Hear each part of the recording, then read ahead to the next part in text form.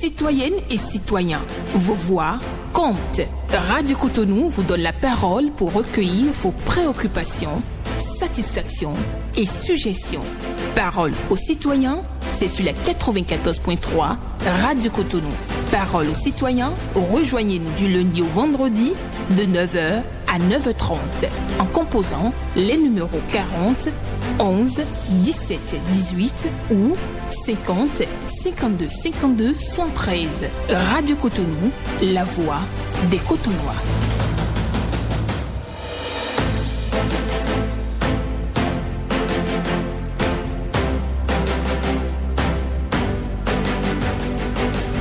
Parole aux citoyens.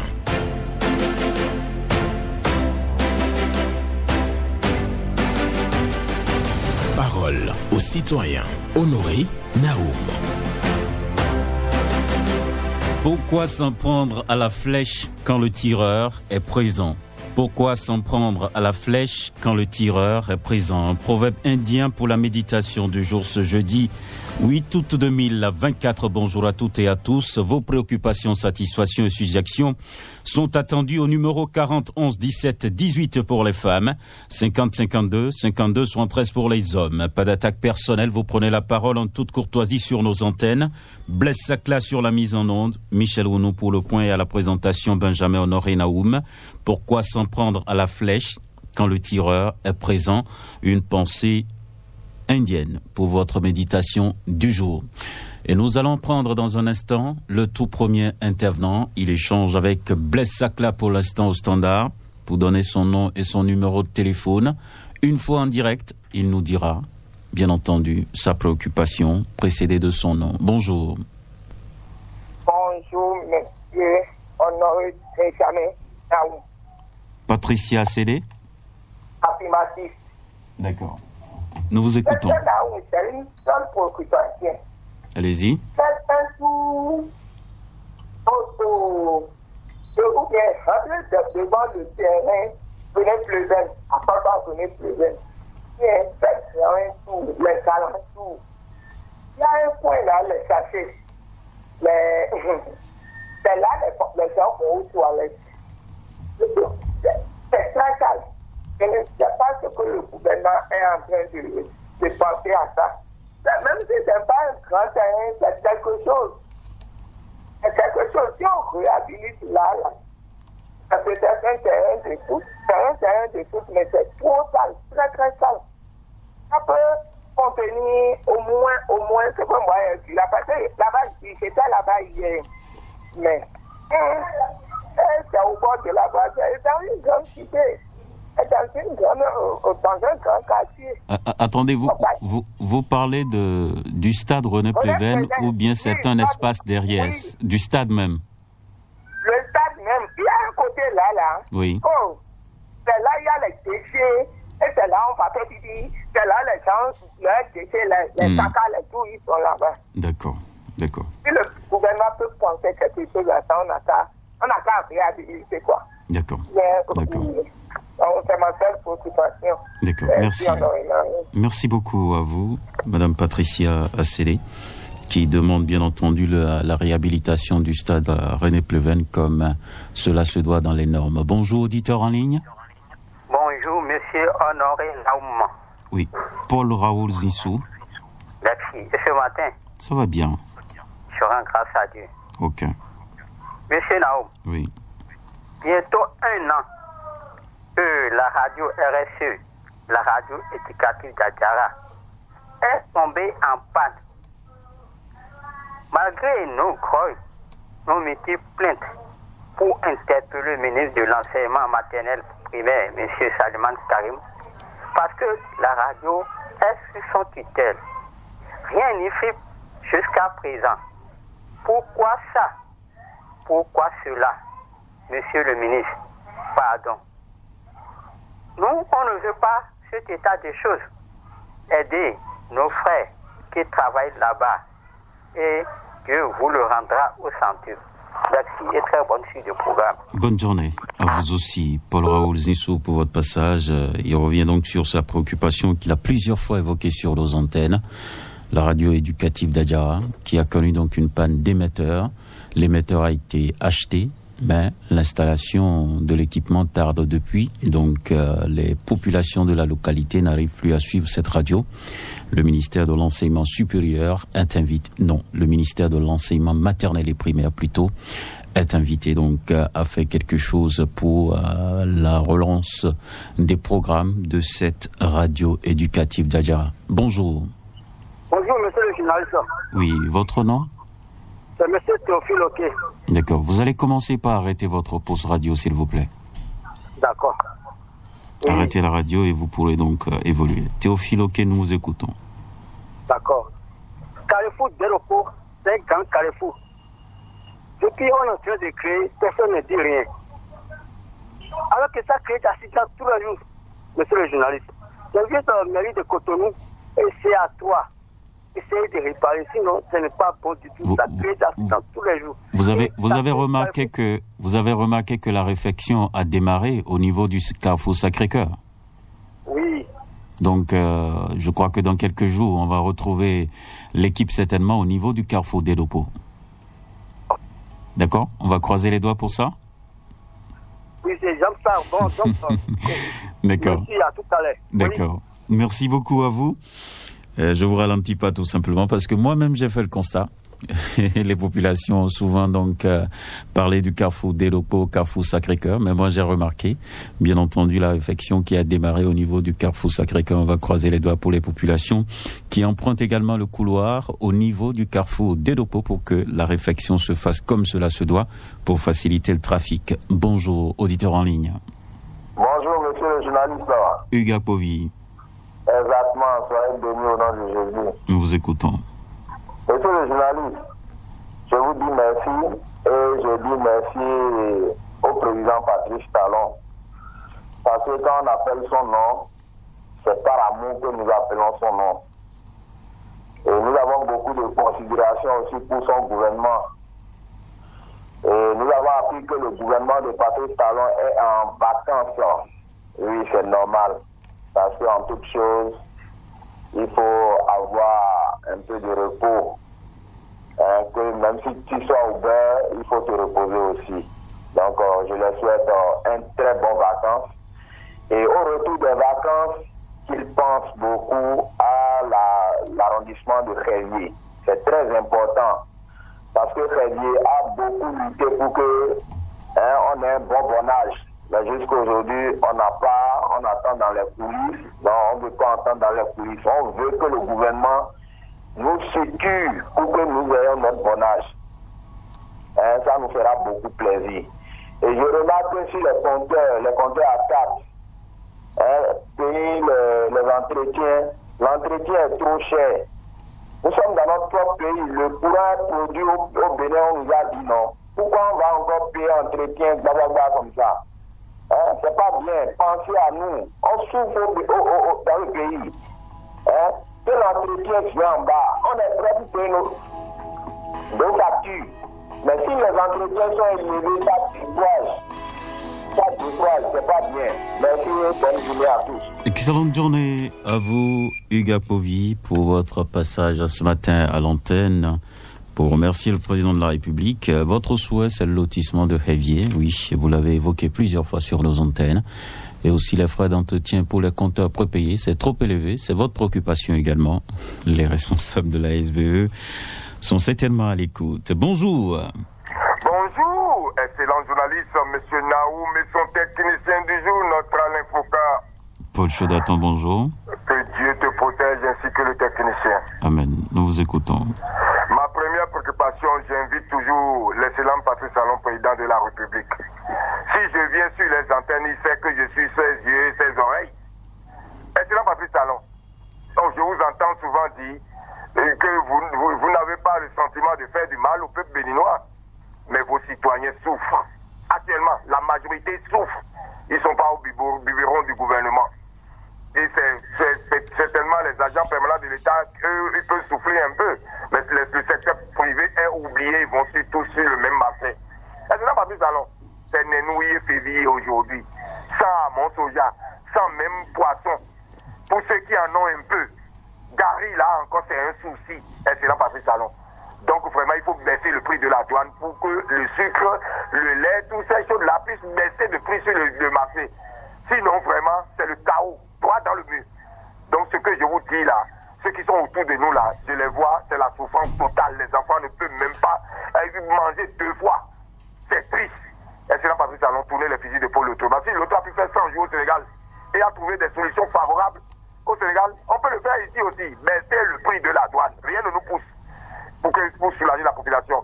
Je continue toujours, les ADC bloqués dans les mairies et préfectures. Là, il y a une décision de suspension. Il faut la lever pour que le processus continue parce que c'est tout un souci. Mais les loupins de terre n'ont pas de date de naissance alors qu'on lance des recassements. Il faut que le processus continue. Bonne chose à toi, vous remercie et bonne journée au peuple béninois. D'accord. Merci beaucoup à vous. Paul Chaudaton, on a compris, vous avez parlé de vie chère, vous demandez au gouvernement de réduire les frais de douane et aussi travailler à réduire quand même les prix des produits de première nécessité pour faciliter la tâche aux citoyens. Oui, vous demandez également la relance de la délivrance des ADC dans les mairies pour que les maisons ou bien les domaines puissent avoir une authenticité dans notre pays. Voilà. Donc, merci pour votre passage. Nous allons poursuivre avec un autre qui est au standard. On va le prendre dans un instant en direct. Il pourra également évoquer sa préoccupation.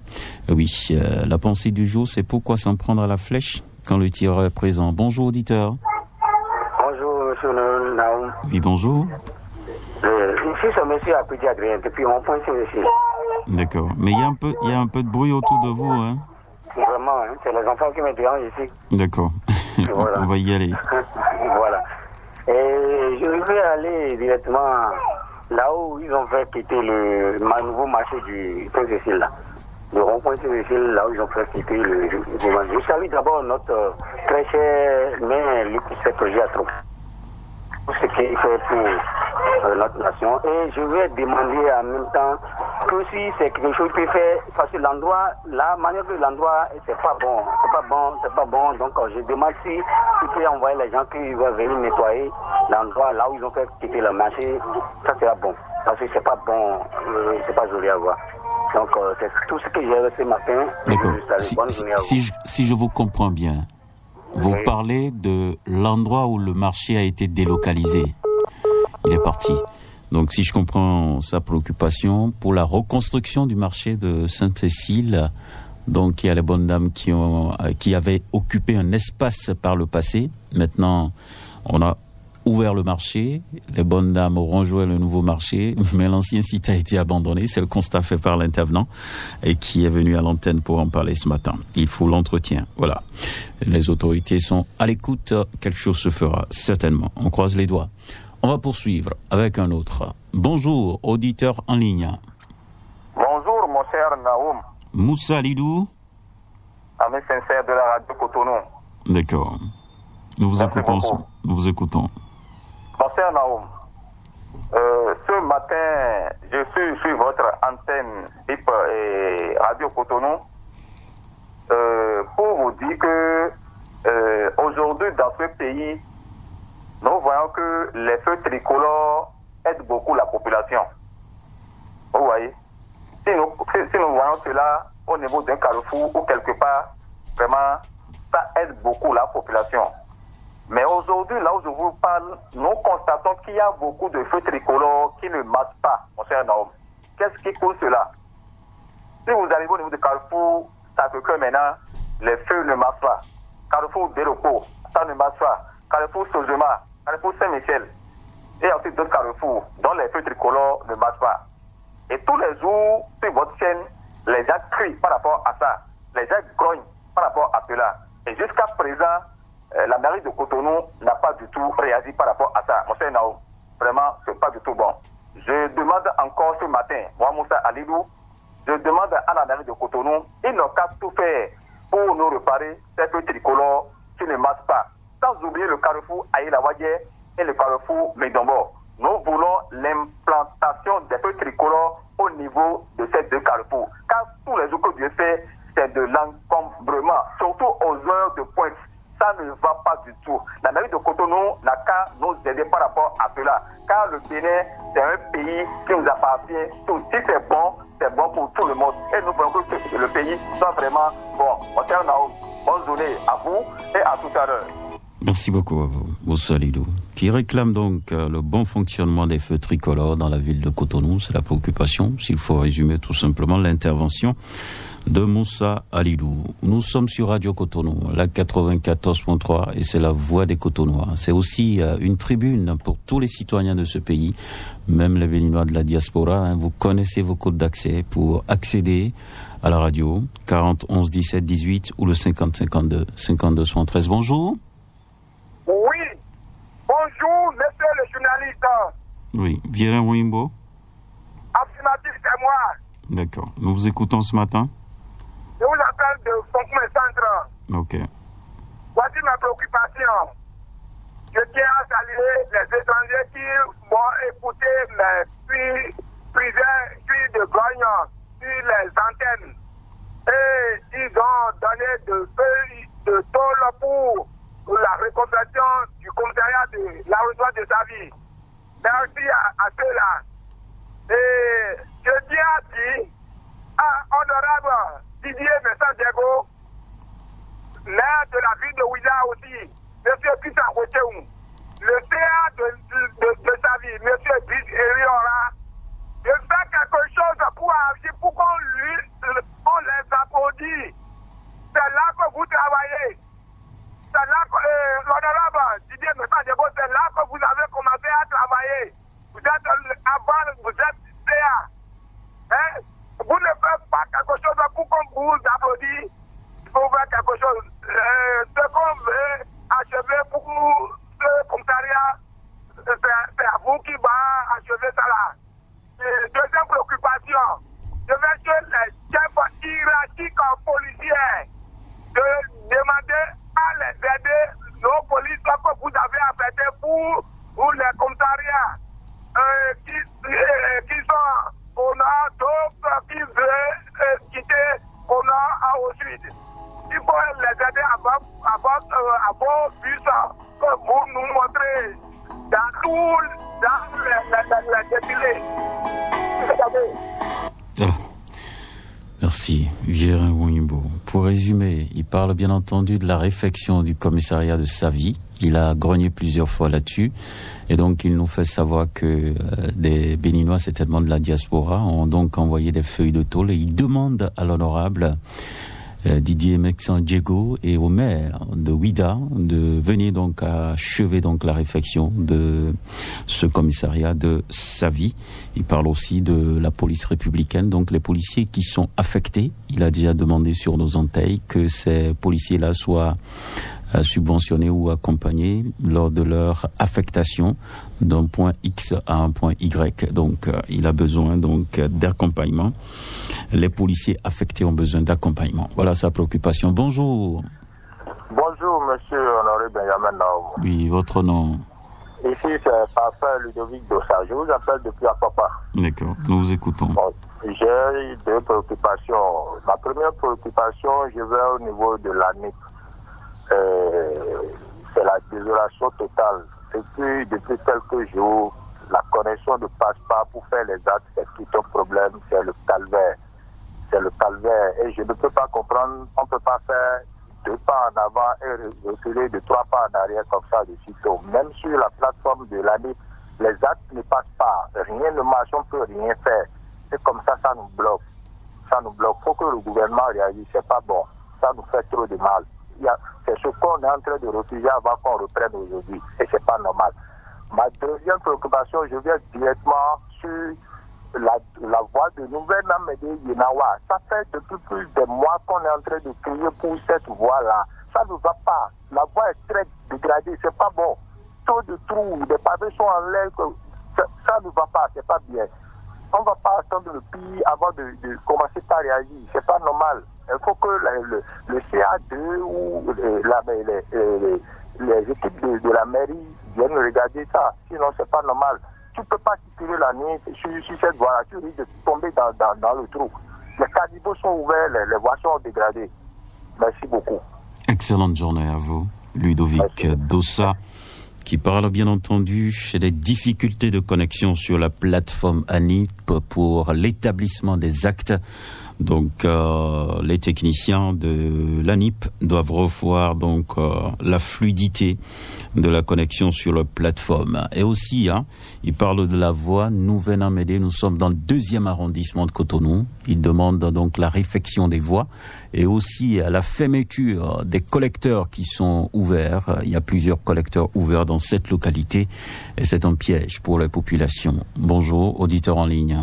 Bonjour, monsieur le journaliste. Oui, votre nom? Monsieur Ashiro Aruna depuis Iridi. D'accord, nous vous écoutons. Ma première préoccupation, je m'adresse au maire de la commune de Sénécoudi. Qu'est-ce qui se passe pour les remembrements ou bien pour le lotissement? Qu'est-ce qui se passe depuis des mois? Nous avons payé. On nous dit qu'on va nous appeler. On n'entend rien jusqu'à maintenant. Et au même moment, il y a des gens. On regarde en catimini. Je pèse bien mes mots. Ce n'est pas bon. Ce n'est pas autant de la rupture que nous allons assister à ce genre de choses. Et je profite de l'occasion pour appeler le ministre de tutelle. Je ne sais pas si c'est le ministre de la décentralisation. Pourtant, c'est tout le monde qui applaudit, ou bien la majorité des présidents qui applaudit aujourd'hui la rupture. Mais si quelque chose ne va pas, nous devons réagir et dénoncer. Ça ne va pas. On paye, on nous dit de payer, on paye. Mais on ne sait pas par quel achemin d'autres sont recasés et ceux qui ont payé sont encore là. Et la fois passée, c'est le SE qui est monté au créneau. Et il y a une contradiction, on ne sait pas si c'est deux capitaines qui sont dans un même taux. Ce n'est pas bon. Ma deuxième préoccupation, monsieur le journaliste, bientôt le Bénin va jouer contre la Libye en Côte d'Ivoire. Partout, nous voulons révéler le Bénin, notre pays. Et il faut faire tout possible pour prendre les discussions, pour faire déplacer les supporters vers la Abidjan. Parce que ça montre l'image du pays à l'extérieur. Je vous en prie, bonne journée à vous. Bonne journée à vous aussi, Ashiro Aruna, qui est venu à l'antenne pour demander qu'on fasse voyager beaucoup de supporters pour la compétition entre la Libye et le Bénin. Donc le match de football qui aura lieu en Côte d'Ivoire, il faut envoyer beaucoup de supporters là-bas pour soutenir les guépards du Bénin, c'est sa préoccupation. Mais avant, il parle du lotissement de la commune de Sémécoudi. Il dit que les citoyens ont payé, mais certains ont connu donc les limites de leur parcelle, mais d'autres non. Donc il demande à ce que tout se joue comme cela se doit dans la commune de Sémécoudi par rapport au lotissement. Auditeur en ligne, bonjour. Bonjour, monsieur le journaliste. Gervais José. Depuis Yemikoji. Nous vous écoutons. Ce qui se passe en ce qui concerne les trottoirs, il va falloir une opération d'assainissement des trottoirs. Surtout à partir de Rendé, dans Tokpa, Misebo, allez-y voir. Oui, nous applaudissons pour les belles routes. Mais est-ce que lorsque les étrangers viendront, c'est comme ça qu'on verra des pneus placés devant et sur, je dis devant les trottoirs et sur les trottoirs, aussi au vu de tout le monde. Les policiers en face sont même à côté de ça. Personne pour le dire. Personne pour parler d'assainissement. J'interpelle en ce qui concerne le commissariat d'Antokpa, de Rendé et la mairie, pour que cela passe tous dans la danse pour pouvoir nettoyer un peu les trottoirs. Ce n'est pas normal. Lorsque vous sortez, vous voyez ça. Non, ça ne donne pas une bonne image avec des plaques personnelles d'interdiction de garder tout ça. Mais attends, dans notre pays, quand est-ce qu'on verra de l'autre côté? Lorsque nous sortons, nous ne voyons pas ça.